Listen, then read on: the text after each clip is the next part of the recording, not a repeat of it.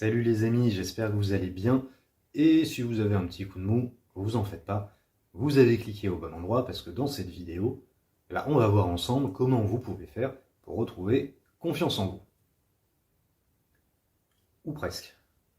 Parce qu'en fait, c'est pas uniquement de confiance en vous dont on va parler. Enfin, bon, vous allez voir. En attendant, la confiance en soi, c'est notre point de départ. Et donc je vais commencer la vidéo avec cette question. Comment on fait pour avoir confiance en soi? J'en sais rien.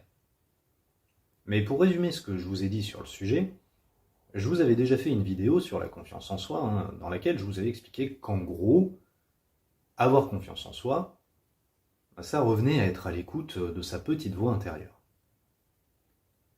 Sa petite voix intérieure, c'est-à-dire notre âme. Alors pour ceux parmi vous qui croient en l'âme, vous pouvez prendre ce terme au premier degré. Pour ceux parmi vous qui n'y croient pas, vous pouvez prendre ce terme comme une métaphore pour le véritable vous. Dans tous les cas, ça revient au même, c'est-à-dire à être à l'écoute de la voix de la sagesse qu'on a tous en nous, qu'on a parfois du mal à suivre, mais qui est la voix de notre plus haut niveau de conscience, qui nous donne toujours les meilleurs conseils et qui nous permet de prendre des décisions optimales dans notre vie. Voilà, on a confiance en soi quand on est à l'écoute de cette voix-là et qu'on est capable de l'incarner. C'est ça, avoir confiance en soi, en fait, selon moi. Alors on va repartir de cette information, et je vous avais dit, dans de nombreuses vidéos, que ce soit celle-ci, celle sur la loi de l'attraction ou d'autres, que cette voix intérieure, elle a un avantage notable, c'est qu'elle est présente en permanence. Elle n'a pas besoin d'être soutenue par des validations extérieures pour être maintenue. Alors que les autres voix dans notre tête, si. Et quand on essaie de se construire un discours intérieur artificiel, celui-ci, il a sans cesse besoin de validation extérieure pour exister. Et dès qu'il se passe dans notre vie quelque chose qui entre en contradiction avec notre ego, notre personnalité fabriquée, avec nos croyances limitantes, avec la voix des autres dans notre tête, tout ça à peu de choses près, c'est des synonymes. C'est juste différentes faces du même cube, si on peut dire. Et dès que quelque chose entre en contradiction avec toutes ces voix, ça va être inconfortable, ça va être challengeant pour l'identité, et cette partie de nous, elle se sent en danger quand elle est contredite. Précisément parce qu'elle a besoin d'être alimentée en permanence et que donc, elle n'est pas stable. Quand on se construit un soi factice, ça va donc être impossible d'avoir une confiance absolue. Ça va être impossible de le maintenir à cause de ce mécanisme. Autrement dit, on peut véritablement avoir confiance en soi que lorsqu'on accède au vrai soi qui lui est stable. Alors tout ça, je vous l'ai déjà dit, et quand j'ai dit tout ça, sans que ça paraisse, je me pose un peu à contre-courant d'une certaine culture du développement personnel qui existe. En même temps, quand est-ce que ça m'est arrivé de dire la même chose que tout le monde, Pas souvent. Mais bon, vous commencez à avoir l'habitude maintenant. Non, parce que dans le développement personnel traditionnel, on a quand même un petit peu, beaucoup, une culture de la performance basée sur l'idéal d'un individu qui n'aurait pas de limites et qui pourrait tout réussir. On a un peu une culture du développement personnel dans laquelle on peut choisir d'être qui on veut, en fait. Et donc, quand je vous incite à prendre confiance en vous en étant à l'écoute du véritable vous, c'est déjà un premier pas dans lequel on s'éloigne de cette culture-là. Parce que être à l'écoute du véritable vous, le véritable vous, il est comme il est. Il existe déjà. Il est déjà défini dans son essence, quelque part. Si vous avez des croyances selon lesquelles vous êtes nul, par exemple, donc ça, ce sont des croyances limitantes pour vous. Si par la PNL, par l'autosuggestion, par une exposition répétée à des discours motivationnels ou autres, vous essayez d'intégrer qu'au contraire, non, vous n'êtes pas nul, non, vous êtes le meilleur, vous êtes trop fort, vous êtes invincible, vous déchirez tout, vous êtes trop un dieu, etc. Là, certes, vous êtes dans la construction d'une image plus positive, d'une croyance plus aidante pour vous. Mais ça reste une image de soi. C'est toujours pas le vrai soi. Dans la dynamique, c'est toujours vous qui êtes en train d'essayer de contrôler une programmation de vous-même dans votre tête. Et alors certes, c'est certainement un pas en avant de passer d'une programmation négative à une programmation positive, sauf que ça reste une programmation. Et ce que j'essaie de vous dire, c'est que le vrai vous, c'est pas celui ou celle que vous êtes quand vous êtes animé par une programmation quelconque, positive ou négative. Le vrai vous, c'est ce que vous êtes en dehors de tout programme, justement. C'est sortir de votre programmation pour ne faire qu'un avec le programmeur qui, lui, est un référentiel invariant. Donc ça, c'est encore un pas que je fais avec lequel je m'éloigne du développement personnel traditionnel. Parce que j'ai l'impression que dans le développement personnel traditionnel, justement, en tant qu'être humain, on serait juste un programme, que notre identité se résumerait à ce programme et qu'on pourrait choisir d'être le programme qu'on souhaite, alors que, de mon point de vue, si, il y a un niveau de conscience supérieur à toutes les programmations qu'on peut avoir, et toutes les programmations qu'on peut avoir, elles viennent se poser en interférence par rapport à ce niveau de conscience ultime. Un programme, comme je vous le disais, il a toujours besoin d'être programmé en permanence. En fait, il n'est jamais posé de façon définitive, il doit toujours être créé et recréé en continu.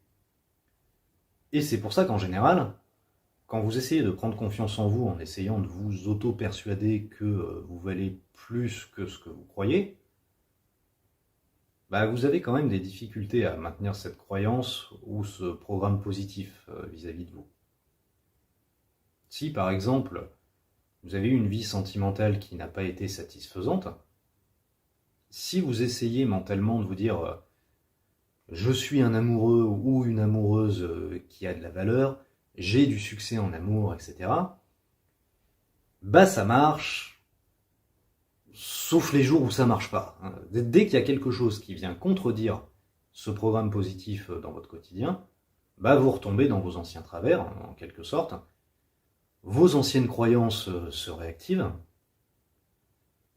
Si elles se réactivent, elles sont peut-être pas si anciennes que ça d'ailleurs. Enfin bref, vous repartez dans un monologue mental rabaissant. Vous n'arrivez pas à le tenir. Et ça, je pense que vous avez tous pu le remarquer. En tout cas, par cette méthode, vous ne pouvez pas parvenir à une image de vous qui sera soutenue perpétuellement. C'est toujours une lutte pour la maintenir. Vous cherchez toujours à faire vos preuves aux yeux de vous-même, si on peut dire. Et il y a toujours des jours où la vie va vous renvoyer que ce programme positif que vous essayez d'intégrer, c'est peut-être pas la vérité. C'est peut-être une illusion vis-à-vis de vous-même. C'est peut-être juste un film que vous vous faites à propos de vous-même. Et c'est normal, puisque c'est justement le cas. Donc moi, au contraire, ce que je vous invite à faire en ce qui concerne la confiance en soi, c'est tout simplement de partir à la recherche du vrai vous. Le vrai vous, c'est tout simplement ce qui part naturellement de vous quand vous n'essayez pas de l'inventer. Quand vous n'êtes pas spécialement dans une recherche de la performance et que vous acceptez que ce que vous êtes doit être. Des mots qui ont l'air en apparence très simples, mais que, on est bien d'accord, on peut mettre plusieurs années, voire plusieurs vies, à maîtriser. C'est pas parce que je vous dis ça aujourd'hui que c'est une leçon que j'ai fini d'apprendre, d'ailleurs.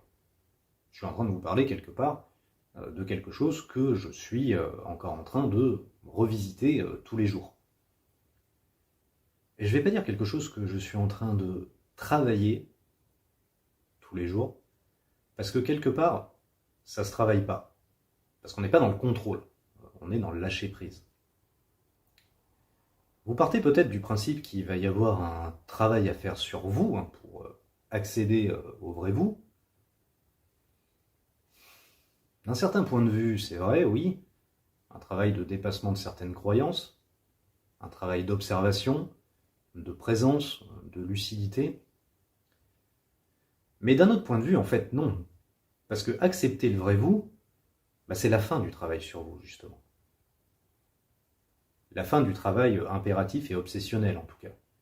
C'est considérer que vous êtes parfait dans vos imperfections, que vous êtes parfait tel que vous êtes, et que vous n'avez plus besoin de travailler sur vous, que vous n'avez pas besoin de vous modifier, vous avez juste à être ce que vous êtes, sans porter de jugement. Alors en disant ça, on est complètement à l'opposé d'une culture de la compétition ou de la performance. Faire ça, c'est pas chercher à être un super-héros, c'est au contraire arrêter la recherche de la perfection. Et même quand je dis se trouver parfait dans ses imperfections, quelque part, c'est même pas se trouver parfait. C'est arrêter de se demander si on est parfait ou non.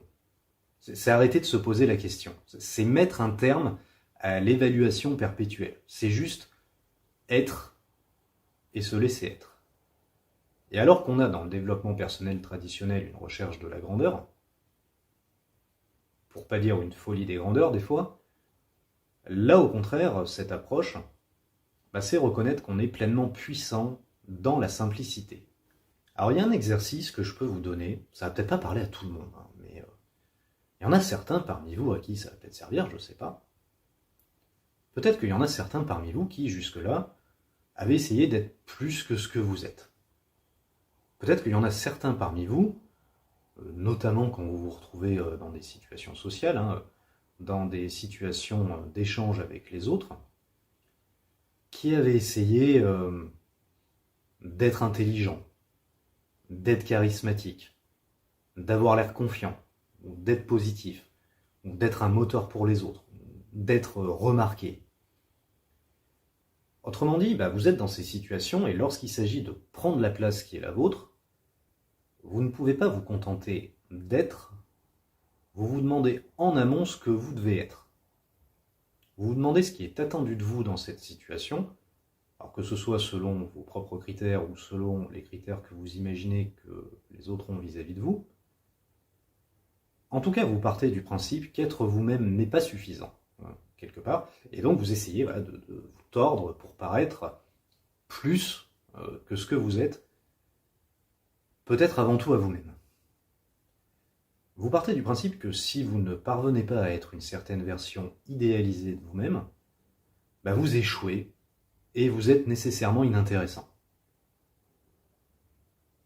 Pour ceux parmi vous qui se sentent concernés par ce phénomène, vous pouvez essayer, pendant quelque temps,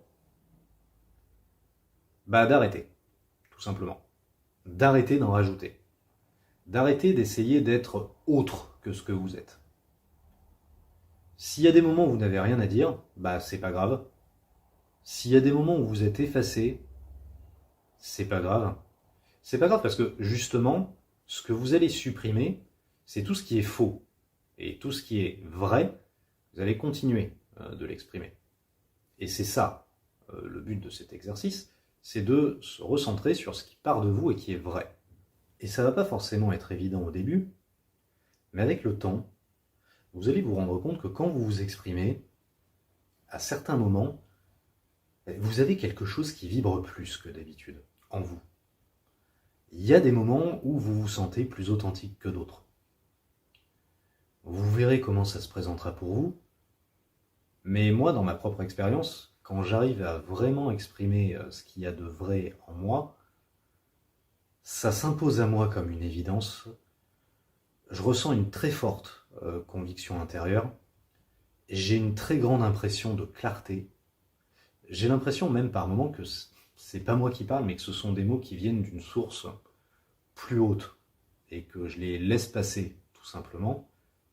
Et il y a des moments où je peux véritablement ressentir quelque chose qui vibre et qui vient avec un certain rayonnement que je peux ressentir et que je visualise même quand ça arrive. Et si je devais tenter de l'expliquer, je dirais que c'est lié au fait d'être en contact avec ma lumière intérieure, tout simplement. Et je sens que plus je suis dans ce qui est juste pour moi dans ma communication, plus cette lumière et cette vibration intérieure passent. Au point que j'ai l'impression de faire sortir véritablement quelque chose de moi.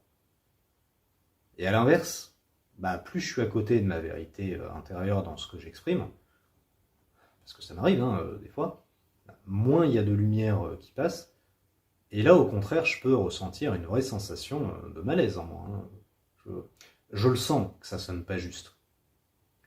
Alors ça fait longtemps que j'ai remarqué ça, et depuis forcément ce sont des sensations qui me servent de guide, et j'essaie au quotidien d'être autant que possible en contact avec ce qui vibre le plus en moi.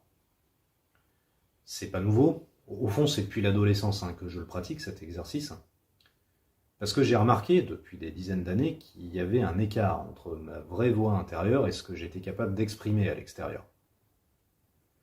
Et j'ai essayé, au fil des années, d'être à l'écoute de cette voix de la sagesse et de réduire chaque jour l'écart entre mon discours intérieur et extérieur.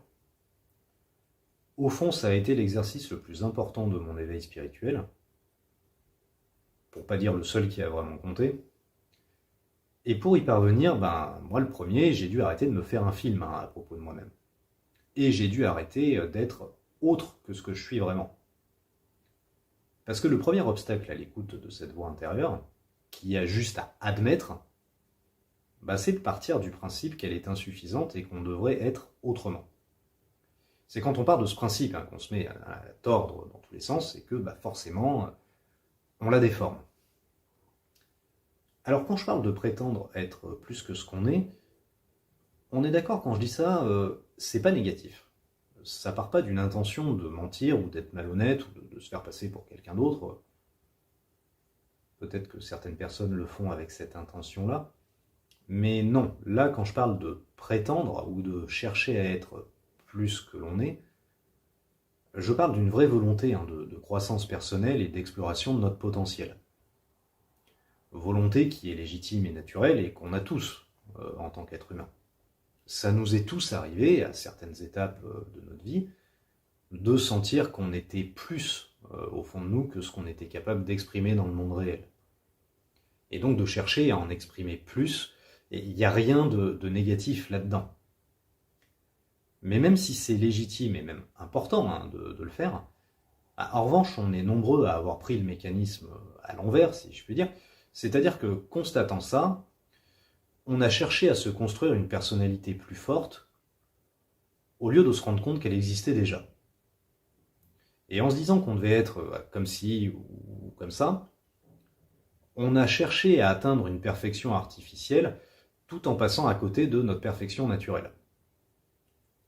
La perfection de notre voix intérieure, qui est parfaite dans le sens où elle est, tout simplement. On peut juste l'écouter, ou ne pas l'écouter, mais elle ne peut pas être transformée, elle ne peut pas être changée. Si elle ne peut pas être changée, elle ne peut pas être améliorée, et donc elle est parfaite, par définition. Elle est parfaite, elle est toujours présente, donc elle est toujours stable, et il y a juste à l'accueillir. Accueillir cette voix, c'est ce qui revient à admettre qui on est. Je vous avais déjà dit que admettre, c'est le verbe de l'âme. Et pour admettre la vérité de notre âme, faut arrêter de partir du principe qu'on devrait être autrement et chercher simplement à être sans chercher à produire d'effet. Ça induira de la chercher parfois, cette vérité intérieure d'ailleurs. Ce que je vous invite à faire, c'est pas nécessairement d'être plus spontané. Bon, déjà, la spontanéité, ça se contrôle pas, par définition. Et puis, d'après mon expérience, l'expression qui découle de notre plus haut niveau de conscience, elle n'est pas systématiquement spontanée, contrairement à ce qu'on pourrait peut-être croire, je ne sais pas. Je pense d'ailleurs que ça vous est tous arrivé au moins une fois dans votre vie d'être spontané et de dire quelque chose que vous regrettez d'avoir dit tout de suite après. L'idée ici, c'est de communiquer ce qui découle de votre plus haut niveau de conscience. Et pour l'exprimer, Parfois c'est instantané, parfois au contraire il faut prendre quelques secondes pour être à l'écoute de soi et faire un peu le tri au milieu de toutes les voix qu'on a. Donc soyez pas surpris si ça arrive. L'idée c'est pas de parler sans réfléchir, l'idée c'est d'identifier ce qui vibre vraiment et de le communiquer dans son expression la plus simple, la plus pure, sans en rajouter. Et si vous n'arrivez pas à sentir ce qui est juste, de ne pas combler le vide avec quelque chose de faux. Ça va peut-être vous faire bizarre au début, vous allez peut-être avoir l'impression de ne pas en faire assez, d'être insuffisant, ce qui n'est pas nécessairement vrai, parce que ça c'est un jugement que vous portez sur vous-même. Mais pourquoi je vous suggère cet exercice ? Pour plusieurs raisons. Déjà pour vous entraîner à être à l'écoute de votre vraie voix intérieure et vous apprendre à l'identifier. Ce qui ne va pas être évident au départ selon où vous en êtes, parce qu'être à l'écoute et devenir le porte-parole de notre petite voix intérieure, c'est l'enjeu de toute notre croissance spirituelle, quelque part. Ensuite, et surtout, cet exercice, il va vous permettre de vous rendre compte au bout de quelques semaines, ou quelques mois, que justement, en essayant de moins impressionner les autres, vous les impressionnez peut-être davantage. Qu'en cherchant moins à être charismatique, il y a des choses en vous qui vont inspirer les autres et que vous aurez un impact d'autant plus fort sur eux. Qu'en arrêtant de chercher à avoir de la répartie à tout prix ou à avoir des phrases percutantes, vous allez justement avoir une communication plus impactante. Et que donc, sans chercher à produire plus d'effets, vous allez produire de l'effet sur les autres, justement. Vous n'allez plus essayer d'agir comme la personne impressionnante que vous essayez d'être. Au contraire, vous allez juste exprimer ce qu'il y a de plus simple et de plus naturel en vous. Et ce vous, qui vous paraissait insuffisant et que vous jugiez en permanence, vous allez vous rendre compte qu'il vous amène plus loin que vous ne le pensiez. Autrement dit, cet exercice, il va vous permettre de constater par l'expérience que c'est dans l'imperfection que vous êtes parfait et que c'est dans la simplicité que vous êtes le plus puissant. Et enfin, vous allez pouvoir vous rendre compte que cette partie de vous que vous cachiez en permanence au monde, et avant tout à vous-même, par tous vos efforts, en fait, elle a de la valeur, elle est comme elle doit être et elle a sa place dans ce monde. Ce qui va être une véritable réconciliation avec vous-même à terme. Et quoi de plus beau, après toute une vie de combat et de déchirement intérieur, que de se rendre compte que ce que le monde nous a forcé à condamner en nous depuis toujours, c'est ça qui a de la valeur, véritablement. Au fur et à mesure que vous allez faire cet exercice, alors ça va devenir de plus en plus facile, et vous allez finir par constater que votre quotidien est beaucoup plus simple, que vous avez l'esprit plus léger dans le sens où justement il y a beaucoup moins de travail mental qui prend place, vous vous mettrez beaucoup moins de pression, vous allez peut-être réussir à être davantage dans le présent, et vous allez surtout réussir à être beaucoup plus stable. Justement parce que vous opérez depuis... Alors, c'est pas le bon terme, mais je vais le dire comme ça pour l'instant, et de toute façon on va y revenir. Parce que vous opérez depuis une identité qui est plus stable. En tout cas, celui ou celle que vous êtes désormais, il est beaucoup moins sujet aux fluctuations. Et en faisant ça, vous allez vous rendre compte que vous allez vous faire beaucoup moins de films vis-à-vis de qui vous êtes. Et de cette façon, vous allez pouvoir laisser de la place à ce qui agit en vous naturellement quand vous n'êtes pas en train de vous remettre sans cesse en question. Et ce nouveau vous, qui est tellement plus simple à suivre et qu'au fond vous avez toujours été, vous allez vous rendre compte que vous-même, vous l'aimez davantage que le vous que vous aviez inventé jusque-là, au point de vous demander peut-être pourquoi vous avez autant essayé de vous changer. Mais bon, ça vous verra bien. Donc, dit comme ça paraît évident que vous allez avoir plus confiance en vous de cette façon-là. Mais, au bout d'un moment, il y a une expérience que vous allez finir par faire. Au bout d'un moment, vous pourrez vous rendre compte que quelque part, alors que vous passez de moins en moins de temps à vous faire de films vis-à-vis de qui vous êtes, justement, vous n'existez plus. Vous, tu, je, votre prénom, enfin bref, tous ces mots qui permettaient jusque-là de vous désigner, ça va être des mots du langage courant, qui seront des outils pratiques pour échanger avec les autres, mais ça va plus se cristalliser dans une identité ferme en vous. Au fur et à mesure que vous allez arrêter d'avoir des idées vis-à-vis de vous-même et que vous allez juste être vous, le vous va disparaître pour devenir complètement transparent, parfaitement translucide, pour ainsi laisser passer votre rayonnement intérieur. Parce que partir à la recherche du vrai vous, quelque part, c'est partir à la rencontre de ce qu'il y a au-delà de vous. Et c'est un peu le paradoxe de cette vidéo, c'est qu'en fait la véritable confiance en vous, elle ne prend pas place quand vous incarnez un vous invulnérable, au contraire elle prend place quand le vous n'existe plus. Ça peut paraître contradictoire, mais en fait le vous, votre sens de l'identité d'une certaine manière, il ne vous donnera pas complètement confiance en vous. Jamais. Précisément parce qu'il est artificiel. Alors effectivement, selon l'image de vous que vous pourriez avoir, selon à quel point elle était positive ou négative, cette image de vous, elle était plus ou moins confortable, plus ou moins rassurante. Elle pouvait vous donner plus ou moins confiance en vous. Mais la confiance absolue et parfaitement stable, la confiance que j'ai envie de considérer presque comme définitive, c'est pas en vous qu'elle réside. Vous, quelque part, c'est toujours une source de doute. Parce que vous, c'est toujours quelque chose qui doit faire ses preuves. C'est toujours quelque chose qui doit se justifier. C'est toujours quelque chose qui peut être potentiellement redéfini, que ce soit par les autres, par le regard des autres, par les circonstances extérieures, ou par la façon dont vous brassez tout ça. Sauf que justement, vu que ce vous, c'est juste un film que vous avez à propos de vous-même, c'est juste un film qui passe dans votre tête, la véritable confiance, elle vient quand ce vous, qui est source de peur et d'instabilité, disparaît. Bien sûr, quand on parle de ça, on parle de la dissolution de l'ego, évidemment. Et en fait, vous n'avez pas confiance en vous quand vous êtes plein d'identité.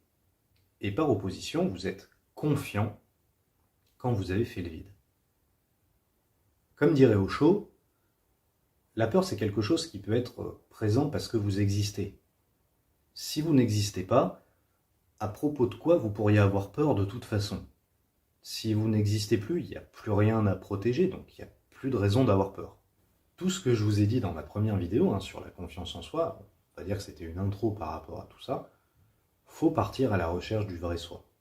Faut être à l'écoute de notre petite voix intérieure, mais cette petite voix, elle s'exprime quand on arrête de la conceptualiser, quand on arrête de la bricoler, quand on arrête de l'imager dans notre tête.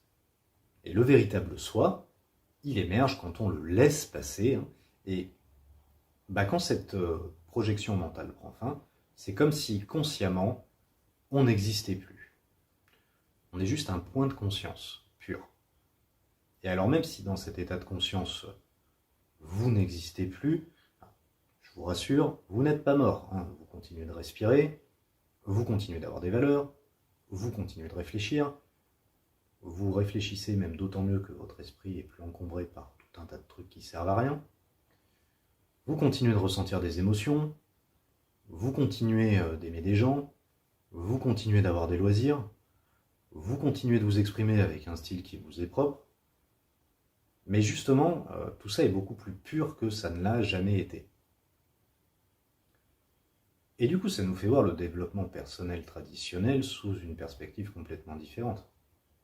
Alors ça, c'est quelque chose que vous ne comprendrez pas tous tout de suite, mais si vous êtes sur un parcours d'éveil, vous allez finir par le comprendre de toute façon au bout d'un moment.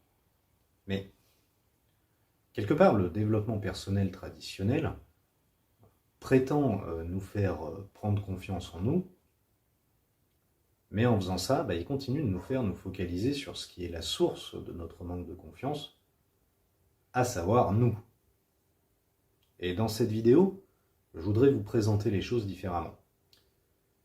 Si la confiance en soi, on l'atteint vraiment quand on parvient, dans l'idéal, à la dissolution de l'identité, dans ce cas-là, peut-être qu'il faudrait arrêter d'appeler ça la confiance en soi, et peut-être que la véritable confiance en soi, c'est la confiance en autre chose. Et si oui, on parle d'une confiance en quoi? Avoir confiance en la vie elle-même. Alors pour comprendre ça, je vous invite à mettre ce qui va suivre en relation avec ma vidéo sur comment parler avec l'univers, et surtout avec ma vidéo sur les croyances limitantes, dans laquelle je vous avais expliqué les différents stades selon lesquels on peut dépasser une croyance limitante, selon l'intensité de cette croyance. Donc il y avait différents niveaux de nettoyage, chacun d'intensité différente, et en général on a besoin de passer par les niveaux d'intensité inférieure pour s'attaquer ensuite au niveau d'intensité plus élevé. Et l'étape ultime dans cette hiérarchie de déprogrammation, je vous avais dit que c'était la dissolution de l'ego.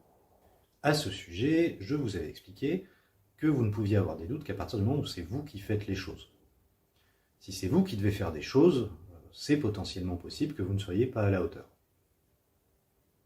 A l'inverse, quand vous comprenez que c'est la vie qui fait les choses pour vous, là au contraire, vous n'avez plus aucune raison d'avoir des doutes.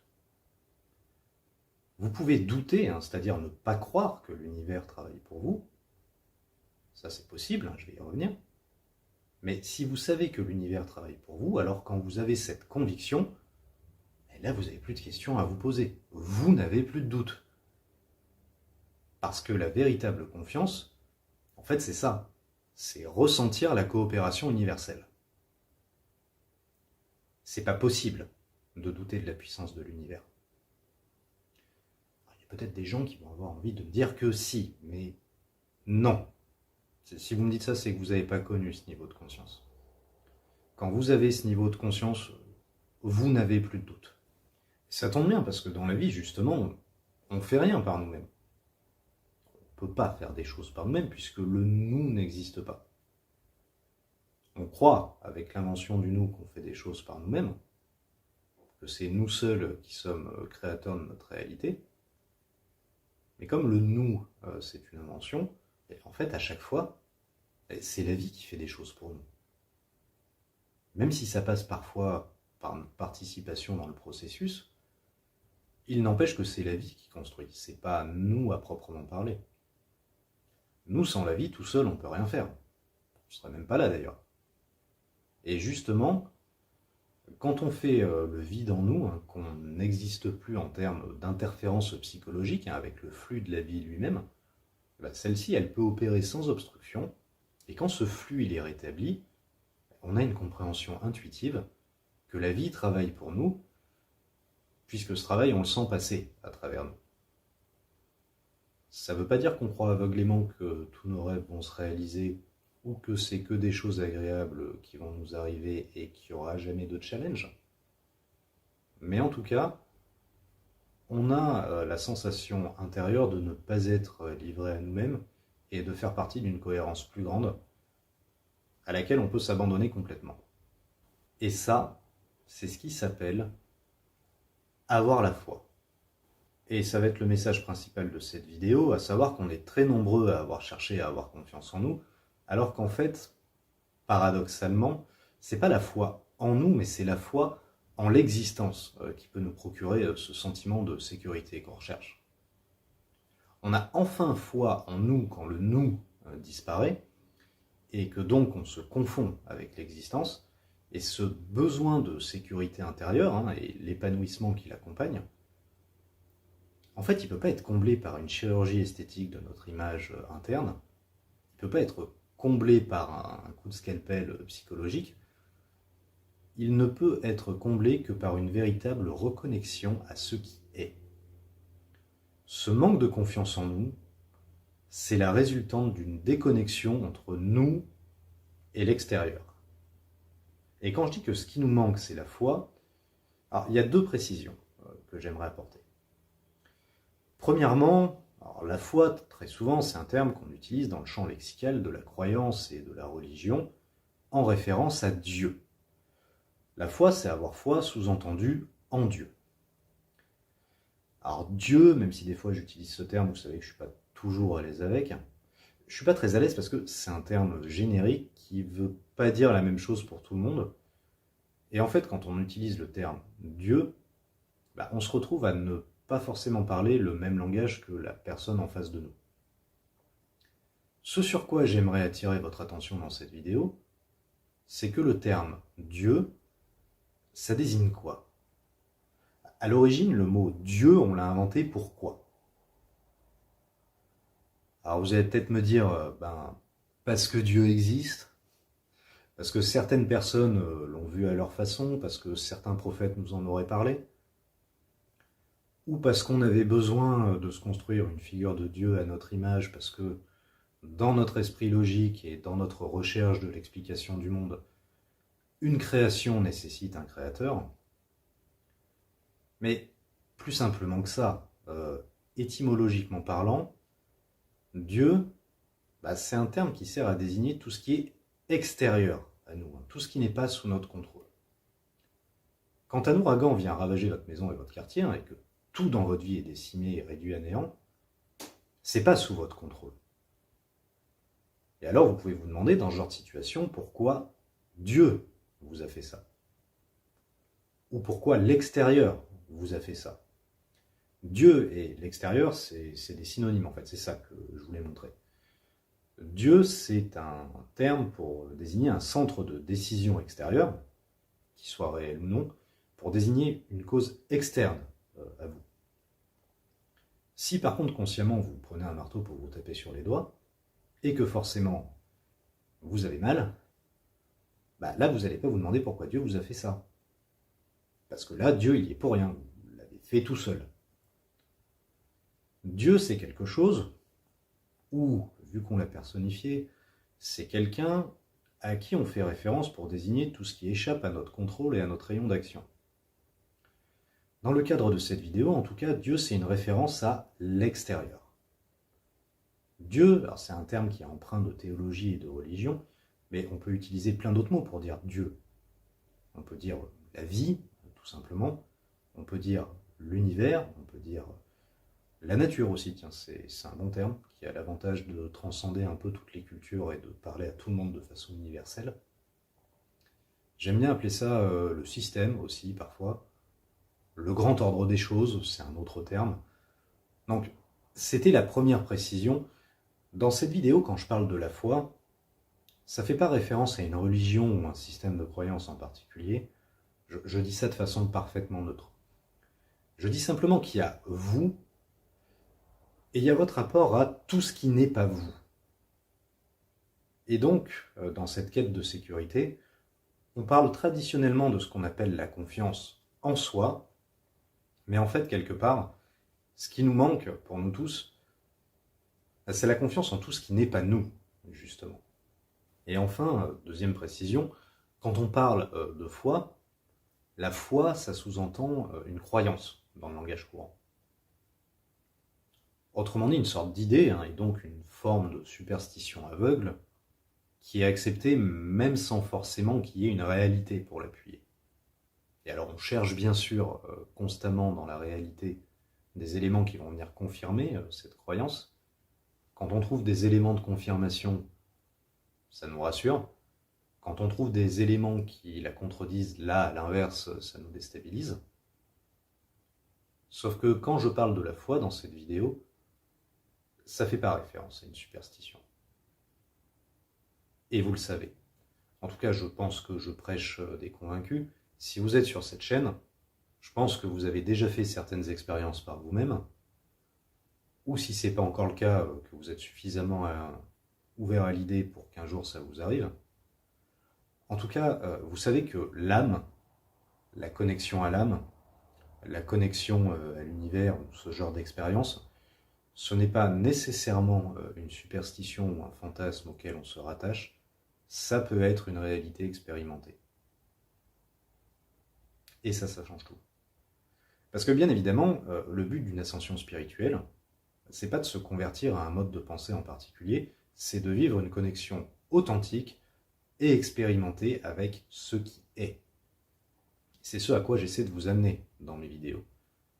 Quand je vous parle des portails, ou du karma, ou ce genre de choses, et je l'ai déjà dit, mais je le redis, je n'insisterai jamais assez là-dessus, je vous en parle pour que ça vous aide à appréhender avec plus de facilité vos propres expériences.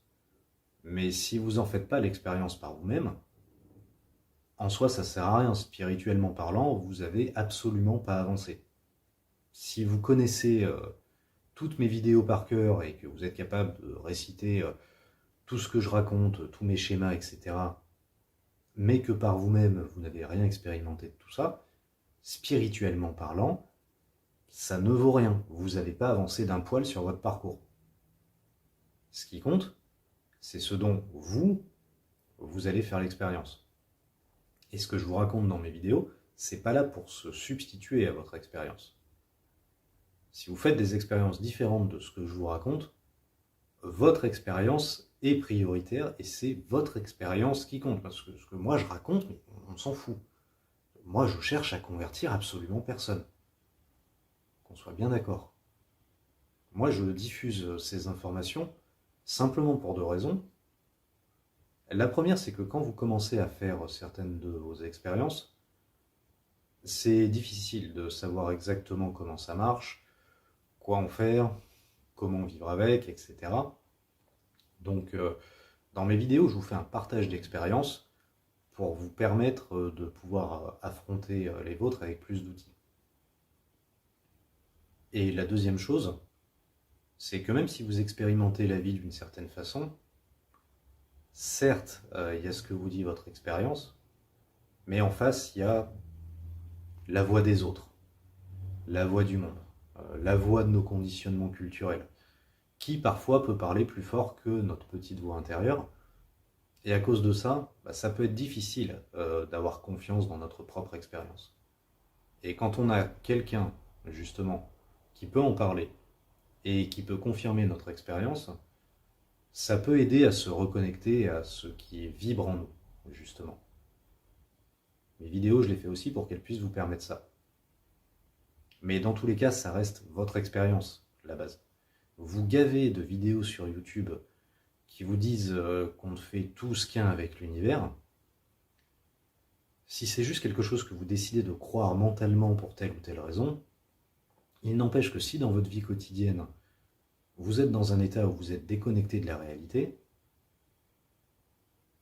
dans tous les sens du terme, ce dont vous allez faire l'expérience au quotidien, c'est l'expérience de la déconnexion et de la séparation. Une croyance superficielle que vous allez prétendre croire en façade ne changera rien à ça.